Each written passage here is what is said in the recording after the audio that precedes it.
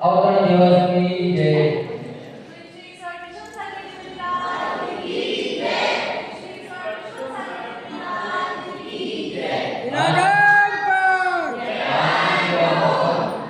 गुरु मंत्र के साथ करेंगे क्योंकि संत में गुरु मंत्र का विशेष महत्व है।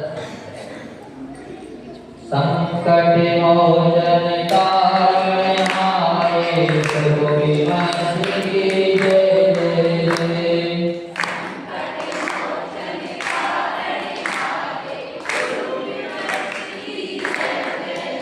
संकट मोचन तारणाय प्रभु विमर्श की जय जय जय।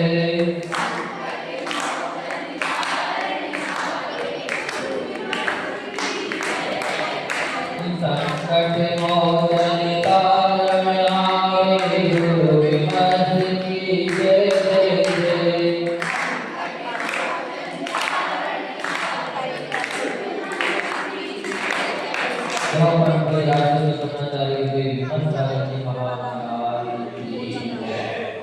जय हो जय हो जय हो जय हो जय हो भगवान।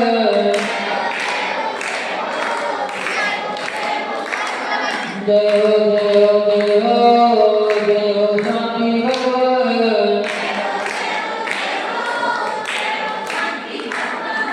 हमें आए हैं द्वार तुम्हारे।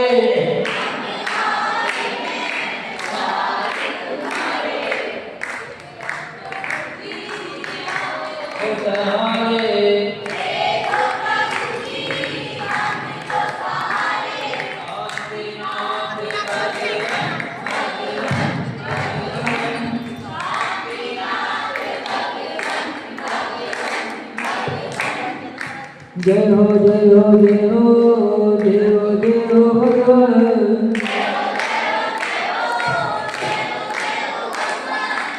छवि तेरागी प्यारे प्यारे लागे।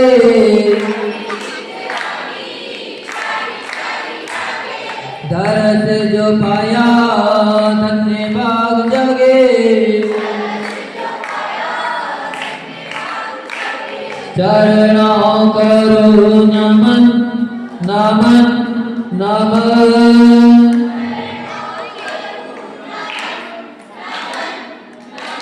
जय हो जय हो जय हो जय हो शांति भगवान।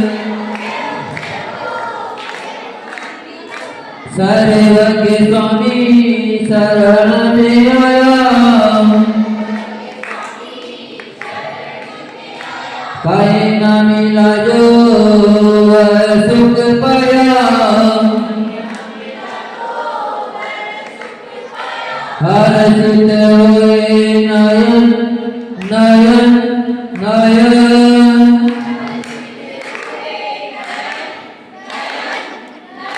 जय हो जय हो जय हो जय हो जय हो भगवान। हित उपदेशी आप गाते। हम गुण गाने भक्त बन जाते। छोड़ो न अब चरण चरण चरण।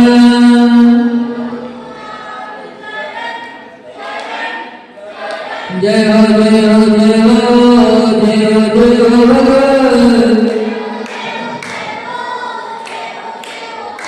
आरती के पावक हटे।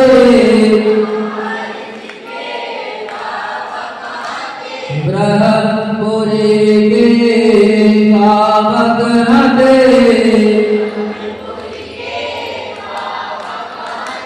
यक्ष यक्षिणी भी गुणवते। झुक गए मुनिगण मुनिगण मुनिगण।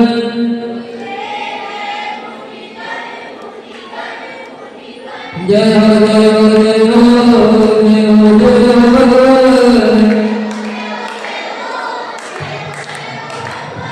जय हो जय हो जय हो जय हो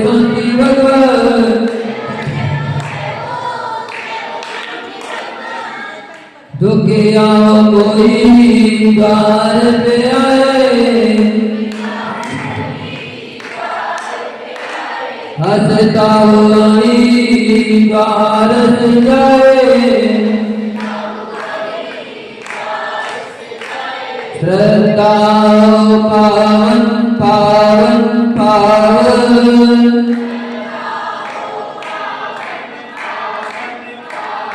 जय हो जय हो जय हो जय हो जय हो भगवान, जय हो जय हो जय हो जय हो भारत भगवान, जय देवादेव भगवान श्री शांतिनाथ भगवान की जय। परम पूज्य राज्य विश्वनाचार्य गुरुदेव विमल सागर जी महाराज की जय। अब सर में कम मंगला करने तो मंगला करने वाले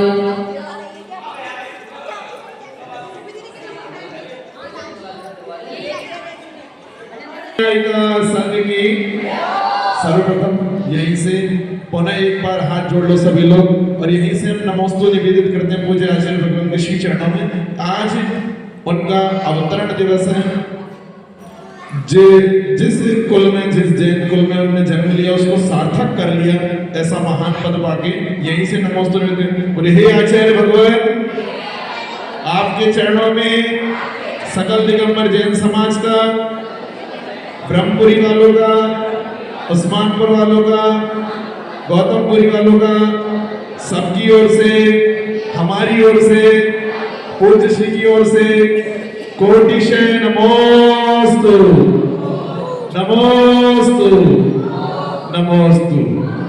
चलिए सर्वप्रथम हम कार्य को गति भाई है ना, हम लोग इतने पंचुअल हैं कि महाराज जी ने सुबह बोला था कि 6 बजे आना, तो हम 6:30 बजे आएंगे।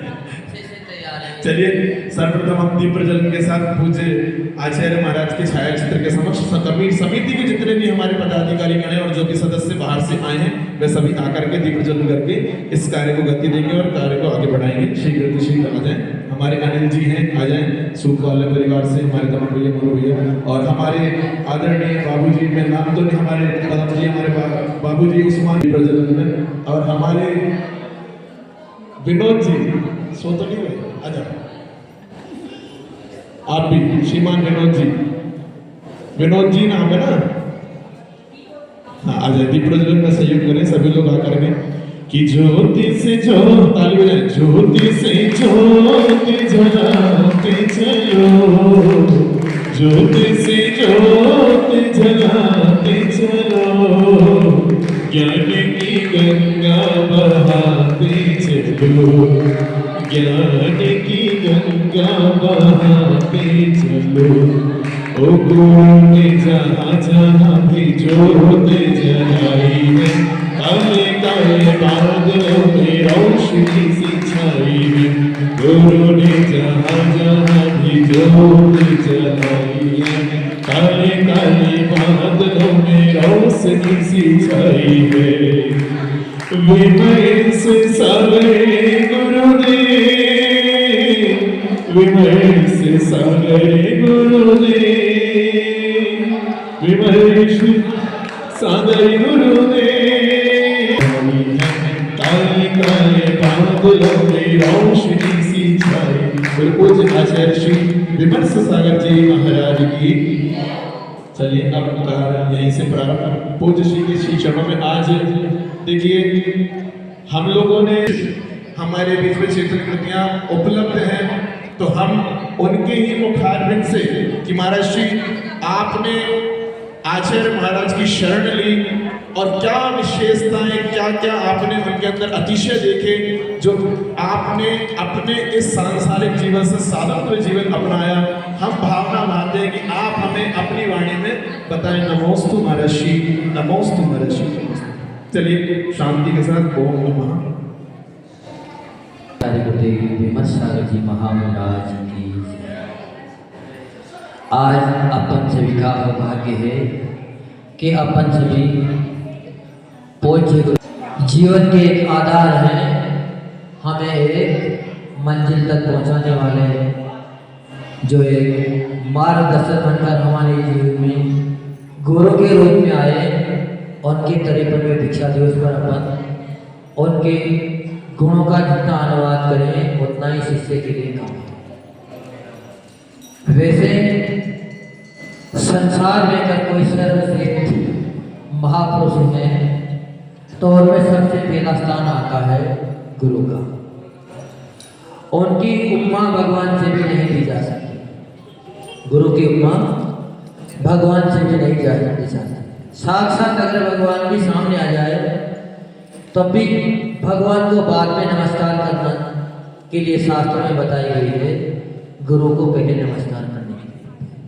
कारण क्योंकि भगवान से परिचय कराने वाले गुरु ही हैं। अगर गुरु ना हो तो अपन भगवान को जान नहीं पाएंगे। इसीलिए और फिर एक शिष्य के जीवन में तो गुरु से बढ़कर कोई हो ही नहीं सकता, चाहे वह जन्मदाता माता पिता भी क्यों न हो, उनका भी स्थान गुरु के बाद में आता है। क्यों? क्योंकि इस संसार में कुटुंबीजन, परिवारजन, माता पिता वैसे लौकिकता में ये कहते हैं कि माँ बाप कभी भी संतान का बुरा नहीं कर सकते, उनका बुरा नहीं सोच सकते, पर यहाँ भी प्रसन्न चिन्ह हो सकता है। अगर स्वार्थ आ जाए तो माता पिता को भी संतान का बुरा करते हुए देखा जा रहा है और संतान के द्वारा भी माता पिता का बुरा किया हुआ देखा जाता है। पर इस संसार में एक गुरु ऐसे हैं जो कभी भी शिष्य का अहित नहीं कर सकते, चाहे अपने प्राणों की बलि भी क्यों ना दे दें, उसका भी बलिदान क्यों ना कर दें, पर किसी भी कीमत में शिष्य का बुरा गुरु नहीं चाह सकते। गुरु वो होते हैं जो हमेशा शिष्य को भी अपने समान बना ले। गुरु का महिमा का बखान करना उतना ही कठिन है जितना समुद्र के बूंदों का की गिनती करने में जितना परिश्रम ना हो, उससे भी ज़्यादा कठिनाई गुरु के गुणों का बखान करने में आता है। कहते हैं कि गुरु का गुणगान करने में देवगुरु बृहस्पति भी फेल हो जाते हैं, वो भी घुटने टेक देते हैं कि हमें गुरु का बखान हम नहीं कर सकते, जबकि वो तो द्वादशांग के पारगामी होते हैं, देवों के भी गुरु होते हैं, और उनके भी बस की बात गुरु का बखान करना नहीं होता। फिर हमारे जैसे अल्पज्ञ शिष्यों का गुरु का गुणगान करना वैसे ही है जैसे सूर्य की दीपक से आरती उतारना। क्यों? क्योंकि सूरज तो अपने आप में ही प्रकाशमान है, जगत को प्रकाशित करने वाला है, पर सूर्य का भी मूल्य जब भी होता है जब उसकी कोई दीपक आरती उतारने वाला तैयार हो जाता है। अगर दीपक ना हो तो सूरज की भी कीमत घट जाती है। ऐसे इसीलिए गुरु और शिष्य का संबंध अगाढ़ बताया गया है शास्त्र में कि इनसे बढ़कर कोई दूसरा संबंध इस संसार में नहीं है। सुमेरु पर्वत में परमाणु की गिनती अथवा आज तक हुई दिगंतों देवगंत आत्माओं की गिनती करना सहज है, जबकि इनकी गिनना करना भी सहज नहीं है, क्योंकि इतनी हो चुकी है जिनकी गिनती हो ही नहीं सकती। पर इनसे भी बढ़कर गुरु की महिमा का बखान करना बताया है। अज्ञान रूपी अंधकार को नष्ट कर सत ज्ञान का प्रकाश देने वाले अगर कोई महापुरुष हैं तो वह मात्र गुरु ही है। गुरु ही अपने को सत ज्ञान की रोशनी दे सकते हैं, बाकी संसार में मात्र स्वार्थ का ही बोलबाला है। जब हम गुरुदेव के पास आए तो सर्वप्रथम हम भी, क्योंकि रहे तो आप ही के बीच में, तो यही सोच के आए थे कि पहले गुरु को देखेंगे फिर बाद में समर्पण करेंगे। तो सर्वप्रथम आए क्योंकि गुरु हमेशा सही शिक्षा देते हैं। तो सर्वप्रथम जब हम घर से निकल के आए तो विद्यासागर जी के पास गए जो वो बिना वारा थे, क्योंकि उनके लिए ऐसा कहा जाता था कि वो किसी को कोई समय नहीं देते, किसी को समय नहीं देते हो। पर हमारा ऐसा पुण्य का उदय रहा, क्योंकि हम जिस भी काम में आगे बढ़े उसे में दृढ़ संकल्प लेके बढ़े। गांव से अगर बाहर निकले तो बाहर भी इसी दृढ़ संकल्प से निकले कि कुछ भी हो जाए लेकिन वापिस पैर ना मोड़ेंगे। तो गुरु के पास आए तब भी दृढ़ संकल्प लेके आए थे कि आज के बाद हम वापिस संसार की तरफ ना बढ़े। तो विद्यासागर जी के पास आए तो हमें 3 दिन हो गए, पर 3 दिन तक दर्शन तो हो जाते थे पर बातचीत का तो कोई माहौल ही नहीं था। तो हमारे साथ जो हमारे साथी आए थे मैं छोड़ने, हमारे गांव के समाज के 10-15 लोग आए थे। तो उन्होंने कही कि भैया 3 दिन हो गए, अब हम तो जाएंगे। मैंने कहा भैया तुम लोग जाओ, पर हम तो कम से कम 6 महीना तो इंतज़ार करेंगे। तो 6 महीना में लग जाएंगे, पर बातचीत करेंगे ना, हम यहाँ से नहीं जाएंगे। पर पुण्य योग ऐसा मिला कि चौथे दिन ही फिर हमारे दिमाग में भी कोई बुद्धि जागी। तो हमने उनके छोटे साधुओं से संपर्क किया और उनसे हमने सारी बात बता के पर्ची लिखवा ली। तो हमारा संपर्क सीधा सीधा विद्यासागर जी महाराज से। और विद्यासागर जी महाराज ने हमें 2 दिन का समय दिया। 2 दिन बाद हुई हमारी उनसे, पर उन्होंने हमें भटकाया। क्यों? क्योंकि सारी बात यहाँ तक हो गई थी, प्रवेश तक की बात आ गई थी। ब्रह्मचर्य का व्रत भी उन्होंने दे दिया था, पर जैसे हमने आगे की बात बताई तो फिर वो मौन हो गए। उन्होंने हमारा रास्ता बदल दिया कि बेटा तुम अगर छोटे संघ में जाओगे तो तुम्हारी उन्नति विशेष होगी। तो गुरु हमेशा उन्नति की तरफ मोड़ते। वहाँ से जब हम चले तो सीधी फिर हम पतरिया पास में थी। तो पतरिया आचार्य विराग सागर जी के पास, आचार्य विराग सागर जी के पास भी हमने सारी बात रखी। तो उन्होंने कहा कि तुम पहले किससे जुड़े हो? तो उसके पहले हम 1 महीना तक आचार्य गुरुदेव विमल सागर जी के पास पहले रुके थे। तो जैसे ही उनका नाम लिया तो विराग सागर जी ने भी यही कही थी हमसे कि बेटा जब तुम 1 महीना रुक गए हो तो फिर तुम्हें तो समर्पण अभी तक कर देना चाहिए था, और वो भी हमारे यहाँ ही फूल है।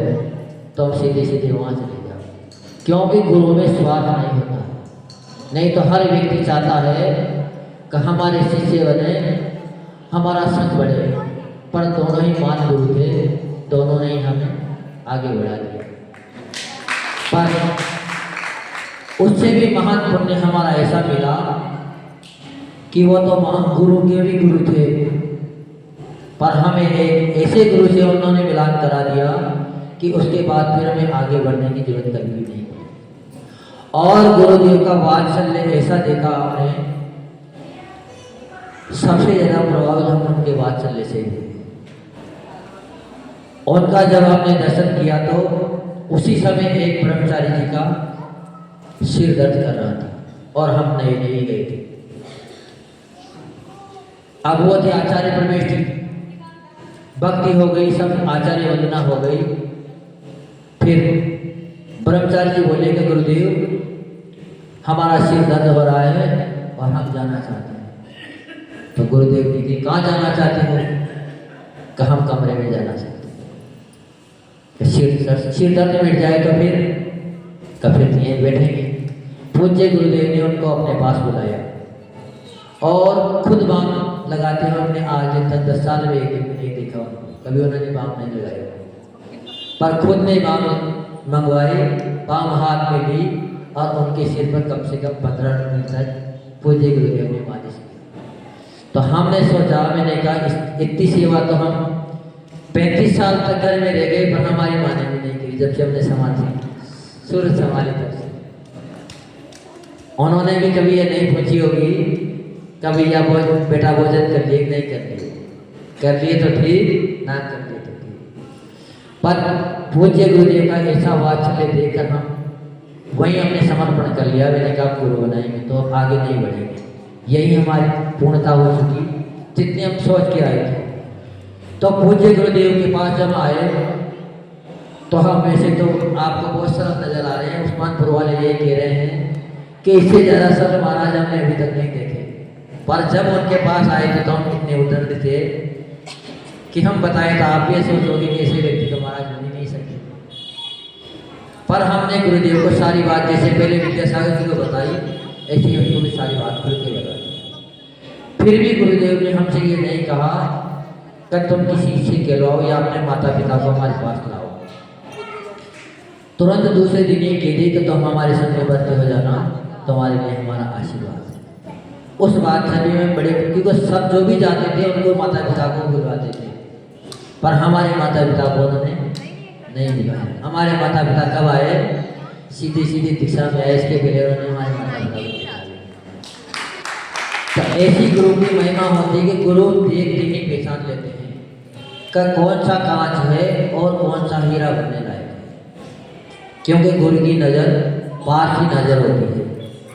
तो ऐसे वात्सल्य शिरोमणि आचार्य भगत गुरुदेव का हमें पाक मोल मिला।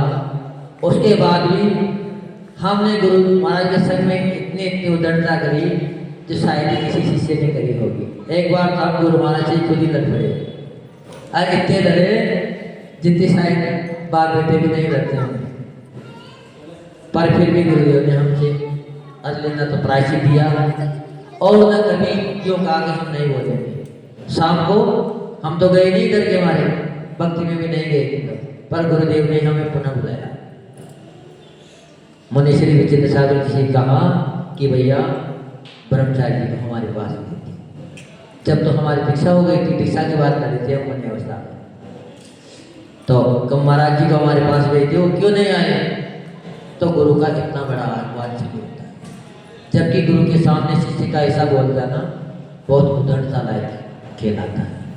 तो गुरु के अंदर वात्सल्य भरपूर होते हैं। फिर वाकई में हमने ऐसे गुरु तो गए तो बहुत से साधुओं के पास, पर ऐसे गुरु शायद ही किसी को मिले।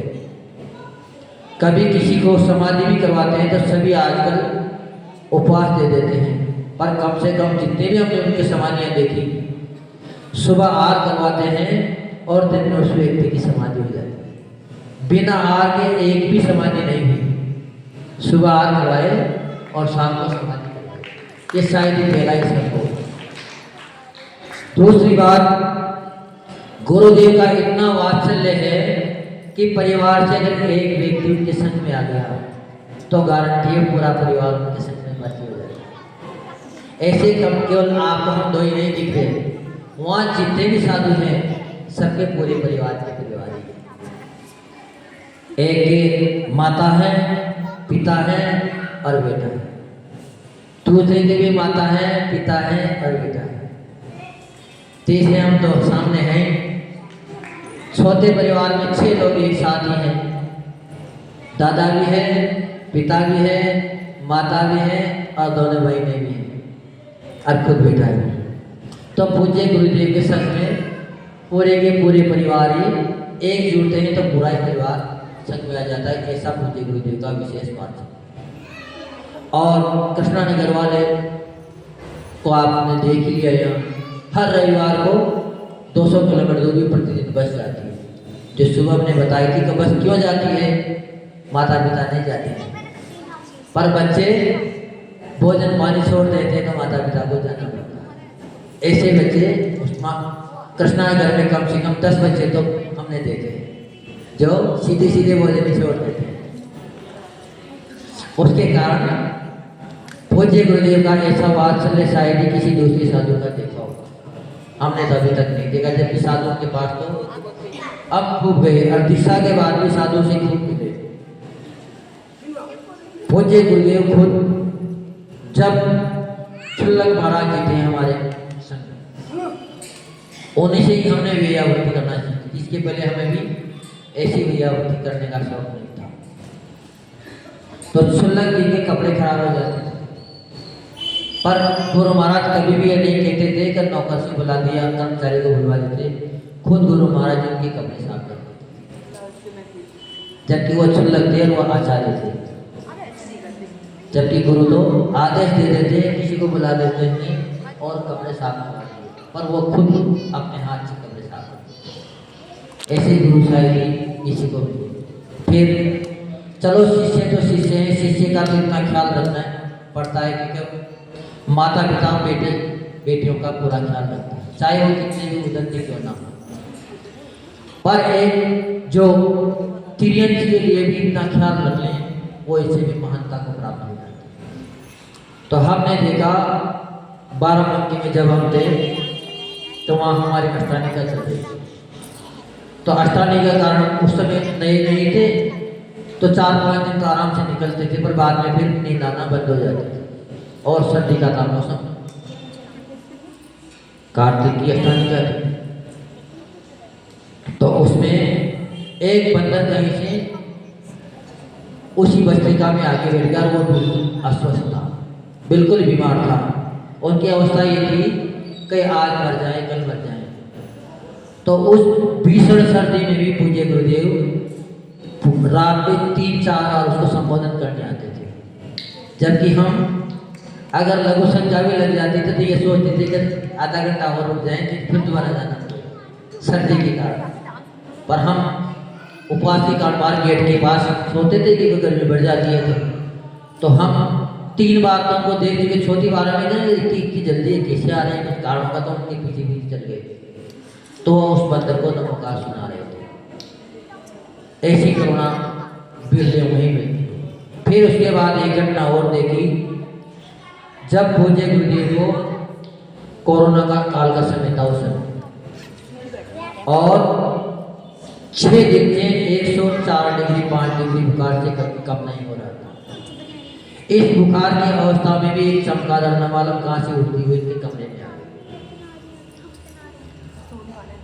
और वह उसका एक पंख कटा हुआ था, बिल्कुल घायल। उन्होंने जैसे देखा तुरंत अपने तखत से उठे और उस चमगादड़ के पास जाकर बैठे। 3 घंटा तक उसको समाधि मठ सुनाते रहे और समाधि मठ करवा के उसे उठे। जबकि इस बुखार की अवस्था में भी अपने जैसे होते तो दूसरा है। अगर बेटा भी हो तो बाप के लिए भी कहते कि पहले हम हमारा तो सम्मान हो। तो उस तरह से जीव की भी समाधि कराने के लिए वो तैयार हुआ।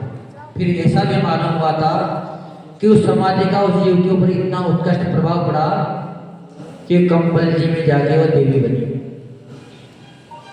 और वो पूज्य गुरुदेव के पास पुनः दर्शन करने आई। तो उन्होंने सारे पूरे चिन्ह बताए, सारे लक्षण बताए, कब आपने हमें सुनाया, कब कैसा किया, उनको सारा त्याग करवाया। 3 घंटा लगे उनकी समाधि, पर 3 घंटा तक उसके पास ही बैठे रहे इस बुखार में। तो ऐसे करुणावान गुरु संसार में बहुत कम देखने को मिलते हैं। गुरु तो बहुत से होते हैं, पर वाकई में गुरुओं में अगर ऐसे गुण देखने को मिल जाए तो ऐसे गुरु के लिए हमेशा नतमस्तक अपने आप को कर देना। तो ऐसे महान गुरु की हमें शरण मिली। विशुद्धि भी उनकी ऐसी है कि इस पंचम काल में भी सहज में उन्होंने सिद्धियाँ प्राप्त की, जबकि सिद्धियाँ इस पंचम काल में होती नहीं। मंत्र सिद्ध करने में भी पसीने आ जाते हैं, जबकि सिद्धियाँ होना तो मुश्किल है। पर पूज्य गुरुदेव का ऐसा विशुद्धि है कि जो काम हाथ में ले लेते हैं वो सहज से ही ताकि उनका पूरा हो जाता है। ऐसे वात्सल्य शिरोमणि गुरुदेव ने हमें अपने कर कमलों से इस मोक्ष मार्ग पर अग्रसर किया। उनका ऋण तो शायद ही चुका पाएंगे एक जन्म का, ऐसे कई जन्म ले लें तब भी गुरु का ऋण शिष्य नहीं चुका सकता। पर कहते हैं कि अगर शिष्य गुरु का गुण गा रहा है तो सहजता भी उसका ऋण चुकता हो जाता है। क्यों? क्योंकि समर्पण से अगर गुरु का अगर कोई गुणगान करने वाला है तो एक शिष्य ही है। भक्त हो सकता है एक बार लोग की खातिर भी गुणगान कर सकता है, स्वार्थ से भी गुणगान कर सकता है, पर शिष्य हमेशा समर्पण से गुणगान करता है। इसीलिए गुरु और शिष्य का संबंध अटूट माना जाता है। सच्चे गुरु ही माता पिता है, गुरु यथार्थ सका भ्राता भी है, गुरु ही ब्रह्मा भी है, विष्णु भी है, और गुरु हाँ, बाबली कह रही है कि महेश भी है, पर हम तो भूल ही गए थे कि महेश भी होना चाहिए। हाँ, गुरु अगर साथ रहते हैं तो सबसे ज्यादा मित्रता का व्यवहार निभाते हैं, क्योंकि गुरु ये कहते हैं कि जिस दिन हमने आपको दीक्षा दे दी उसी दिन फिर अब आप हमारे शिष्य नहीं रहे, आप हमारे बराबर हो गए। तो पूज्य गुरुदेव जब तक अभी तक हमने जहाँ तक देखा है सभी गुरु ज्यादातर केवल आशीर्वाद ही देते हैं, पर पूज्य गुरुदेव प्रतिदिन शिष्यों को भी नमोस्तु प्रति करते हैं। ये हमने उनके अंदर विशेष रूप भी देखी है। जबकि जिनके भी साधुओं के पास जाते हैं तो शिष्यों को सीधा सीधा गुरु आशीर्वाद देते हैं, पर प्रति नमोस्तु कभी भी नहीं करते।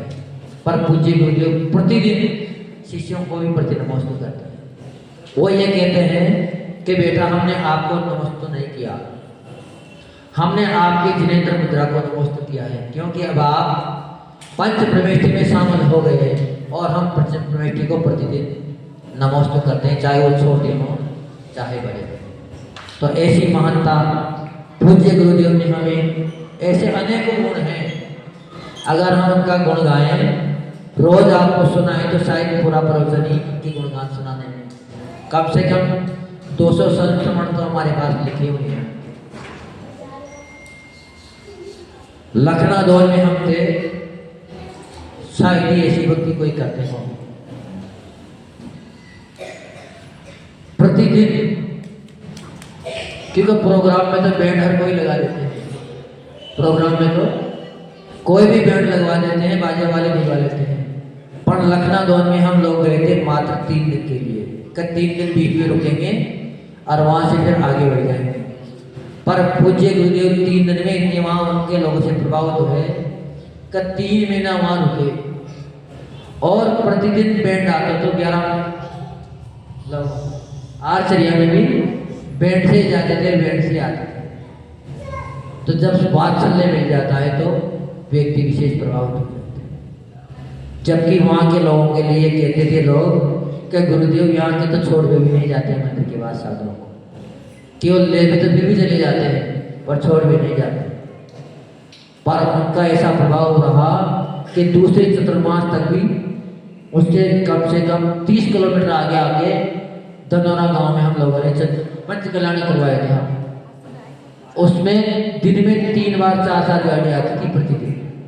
सुबह भक्ति में आती थी, फिर दोबारा आर्चरी आती, फिर दोबारा स्वाध्याय में और शाम को भी आती थी। 4 गाड़ियाँ 4 बार आती थी। तो उनका जैसा अब ये कब होता है जब गुरु में कुछ मिल जाता है। इतना प्रभाव क्यों पड़ा कि वहाँ पर 2 बच्चों का होने के लिए एक्सीडेंट हो गया था लखनऊ में। तो एक भी डॉक्टर ने हाँ नहीं कही, सबने मना कर दी थी कि हम अभी इलाज नहीं कर सकते, गेट नहीं खोल सकते। पर जैसे उनके परिवार वाले गुरु जी के पास आए तो गुरु जी ने सीधी कह दिया कि तो सीधे सीधे वहाँ चले जाओ, आपको तुरंत पहुँचोगे नहीं इससे पहले डॉक्टर का आपके पास फोन आ जाएगा। और हुआ ही, वो ना पूछे इसके पहले भी डॉक्टर की गाड़ी सब खुद डॉक्टरों को लेने आ गए।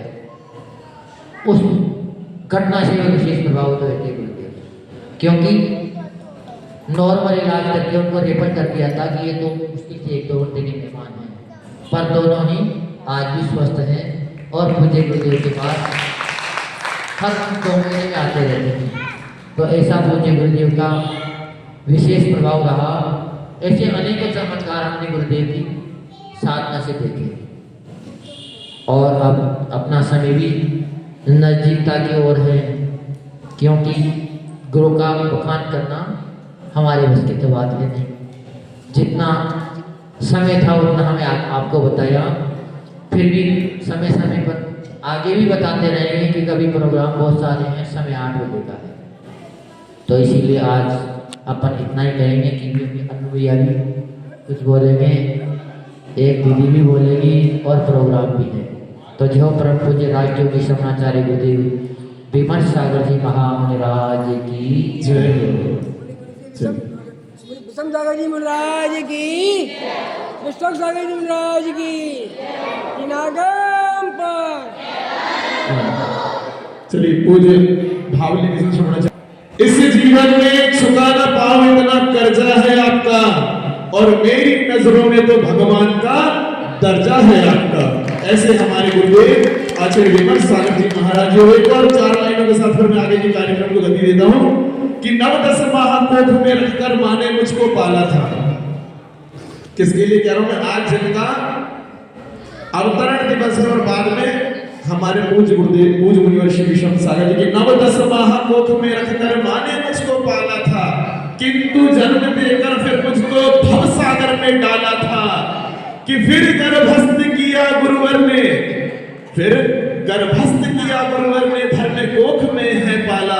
और कैसे उनके गुण गाओ में जिनने सब कुछ दे डाला। ऐसे पूज्य आचार्य श्री विमल सागर जी महाराज के चरणों में मेरा नमस्कार निवेदित करते हैं। और भावांजलि के स्वरूप सर्वप्रथम हम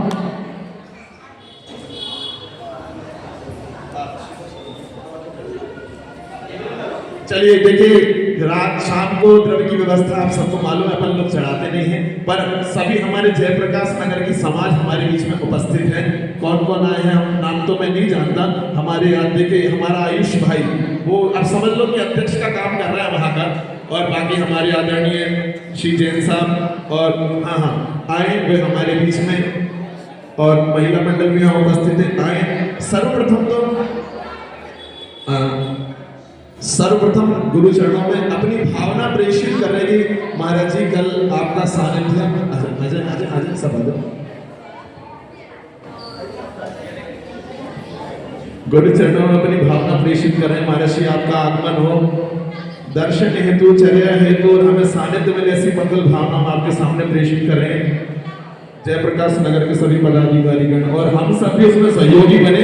कल आप लोग सभी सुबह प्रातः 6 बजे यहाँ से विहार होगा, और साथ में हमारे महिला मंडल से आ जाए, उषा भाभी हैं और भी आ जाए तिलक बंधन आदि करने के लिए। एक जन और आ जाए क्योंकि, और हमारे पुरुष वर्ग में आदरणीय जैन साहब का सम्मान, तिलक बंधन आदि।